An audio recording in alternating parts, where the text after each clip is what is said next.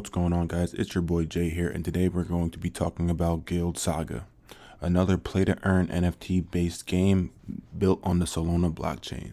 Guild Saga is a NFT-based 2D fantasy role-playing RPG. The mint will be happening February 25th on the Magic Eden launchpad. So they did just drop a trailer, so let's check it out.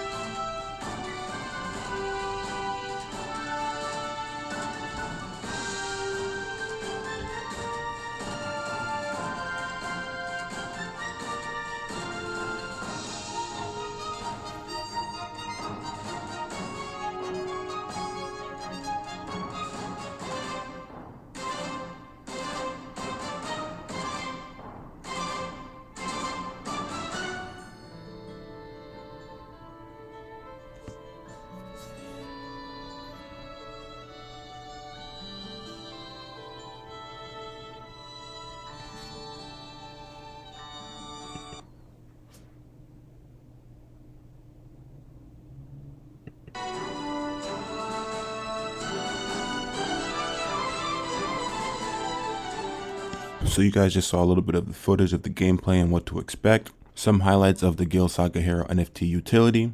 Prior to the game release, you can stake your NFT for GGLD and item NFTs. After release, you can use your hero in the game to earn GGLD and tokenized loot, early game advantage from the NFT equipment, and also in-game earning boost when playing with your NFT hero. So if you check out their Twitter, you can see they've been releasing a little bit of alpha, showing you some of the skills that are obtainable and what they can do. So here you have the spotter skill, more likely to be hit with critical shots from bows. We have the elusive skill, parry. You can also lay some traps. We do have another video of their gameplay and their inventory and all that good stuff, but before we check that out, let's head on over to their website. So if we head on over to the team tab, you can see the masterminds behind the project. If you guys been paying attention to the Solana ecosystem, you know Balloonsville just had a crazy rug, and Magic Eden's been tightening up security. So a lot of KYC and security measures have been taken to make sure everything is legit.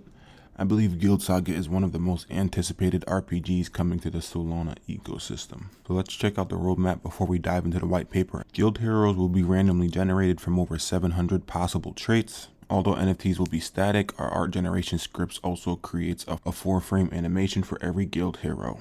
Online hero and item database. View your hero on our website in their fully animated glory and also their stats. In conjunction with the hero database, we'll also implement a database for all items, equipments, and skills that includes artworks, description, effects, lore, and stats.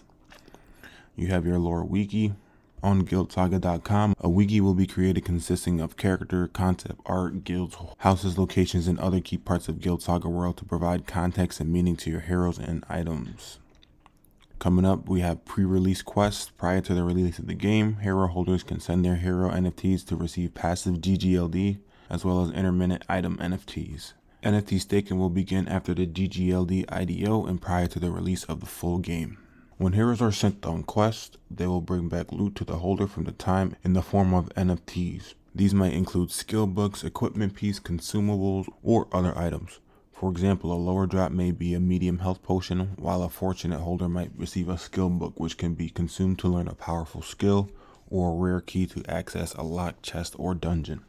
Each airdropped NFT will be able to be imported and used in Guild Saga on release. So the demo is on track for Q2 2022 release.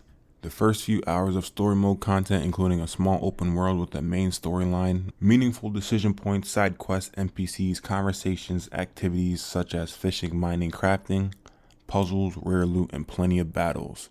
and an early sneak peek of the PvE Gauntlet mode. So this demo will serve as the beta testing environment, aimed at effective skill balancing, detecting bugs, studying earning patterns, and soliciting feedback on game features and mechanics. Characters in Guild Saga are fully customizable. Select gender, skin tone, eye color, hairstyle. You can change your clothing, head equipment, back equipment, boots, and weapons are visible in-game character. Players can also band together and form guilds to complete specific quests and to earn tokens for themselves and their guild's treasury. Guild wars provide players with the opportunity to pillage rival guilds through PvP battles. Players can mix and match skills from 10 different schools to create unique builds and execute powerful skill combinations. Before we dive into the white paper, let's check out the gameplay.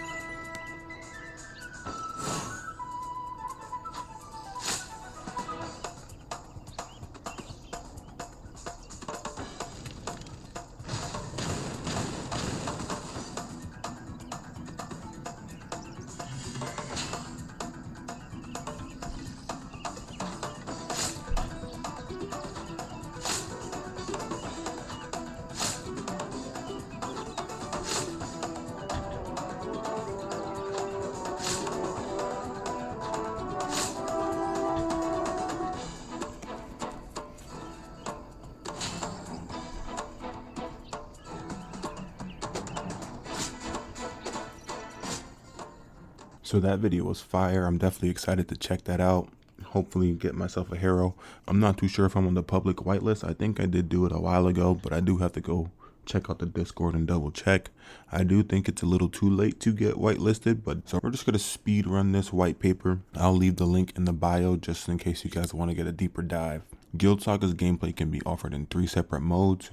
You have story mode, PvE arena, and PvP. All modes revolve around the same primary gameplay and economic loop. Story mode, with a party of up to 4 players, progress through a carefully written and lengthy main storyline, while exploring the vast open worlds, meeting interesting characters, acquiring rare equipment, gaining new skills, completing side quests, defeating dangerous enemies, solving challenging puzzles, and leveling up. So remember, we have our character customization and creation. You can select various skin tones, hairstyles, eye colors, and starting equipment. Combat in Guild Saga is turn-based, and it takes place on an isometric grid, similar to classic tactics like Final Fantasy. Players are restricted by both action and movement gauge and must make tactical decisions based on the number of unique considerations that change from one battle to the next. Battling is initiated by approaching an aggressive enemy or initiating battle mode. You also have MP and AP. MP is movement points, AP is action points. Skills consume different AP depending on their power level. AP and MP replenish each turn, but that amount depends on the character's attributes. At launch, over 100 skills in 10 different schools will be able to be acquired, mixed and matched, and used to facilitate creative combo. The story of Guild Saga is thoughtfully written out, branching dialogue and meaningful decision making. Earning mechanics. Throughout the story, players are rewarded with tokenized loot that can be exported from their inventory to their Solona wallet, where it can be kept for safekeeping, sent to other players, sold on the market, or imported back to in-players' game inventory. GGLD is also distributed in specific in-game events, such as winning a battle or completing a quest. This is my kind of game, just grind, hopefully get some rare drops. The fact that it's open world, PvP, and a little bit of everything is right up my alley. I'm definitely going to be streaming this game. So we have our single player mode. They call it Gauntlet style arena mode. Players compete against progressively more difficult AI opponents to earn GGLD and tokenized loot. PvP is still in its early stages of development, and more will be shared about this mode in the future. So here's a deep dive about combat. We're not going to go too into that, but some key points that I noticed. During battle, players must be attentive to a multitude of considerations, including your MP and your AP, so your action point and your movement points. Statuses. So there's hundreds of statuses in the game, such as burning, inflict, increased strength, decreased strength, being frozen, players being invisible / undetectable. Battlefield statuses such as is it cold or dark? The terrain, is it poisoned? Is it making you slow? Armor and magic barriers that you have to keep in mind. They have 9 different damage types: physical, piercing, earth, fire, poison, wind, water, air, curse, and holy. You have resistant levels. Remember, in your party, up to 4 players can come to battle. Like any other game, you don't want to have 4 tanks just come into battle. You want to have a variety so you can hit different challenges. So maybe like a tank, a healer, mid-range, short range, And summons. In addition to party members, characters can summon additional characters to the battlefield with summoning skills. So in that video we watched earlier, you seen one of the mages summon like a wolf. So here we have our skills. We have rogue, stealth-like based skills. Pickpocket, AP, and MP receive bonus damage when attacking from behind. We have our Cleric class. Clerics are especially effective against undead and other dark enemy types. They deal holy damage. We have our hunters that are exceptional in range skills. They also provide healing and negative status removal. We have our warlocks that are dwindling in the black arts and necromancy, which is fire, bringing up the undead. They can inflict negative statuses, raise the dead, and deal curse damage. We also have our warriors that are hand-to-hand combat specialists. We have our hydromancers, aeromancers, geomancers, pyromancers, and engineers. Keeps. Near the beginning of the Guild Saga story mode, the player has the opportunity to acquire an abandoned plot of land. The land can be obtained by purchase or through completing a difficult and lengthy quest line. By improving their keep, players can immaculate status, open up new quest lines, and receive unique perks depending on which upgrades they build.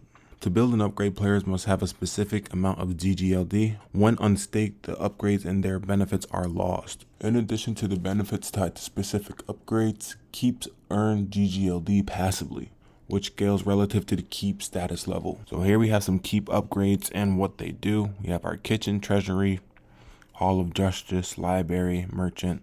So there's a whole bunch of things you can upgrade. So let's look at a couple to see what exactly they would do. So say you upgrade your kitchen. Players who build their kitchen gain access to various cooking related tools, ingredients, and recipes.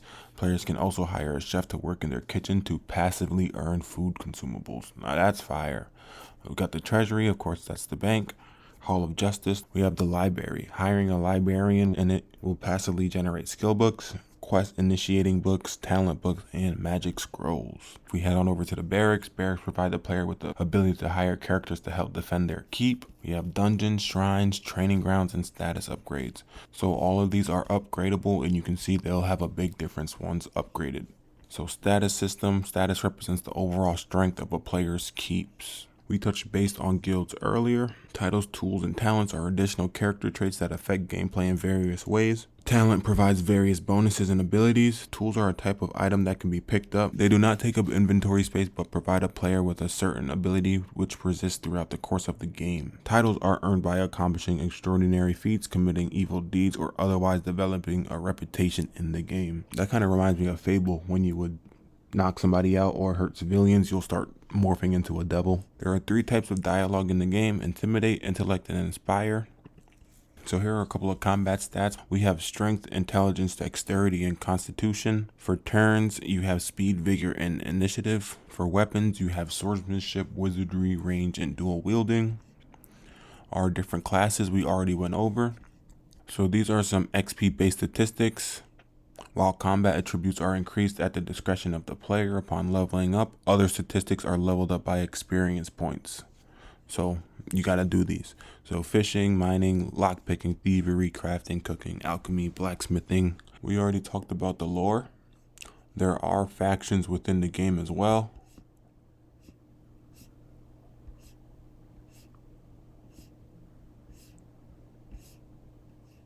Here we have some tokenomics. The in-game earning and use. You can stake your hero and GGLD as well. Their tokenomics are currently being drafted, reviewed, and refined. So definitely check these guys out. I'll leave a couple links to the Discord, the white paper, and all that good stuff down below. If you haven't already, definitely hit that like button, subscribe, and I'll catch you guys on the flip side. Peace.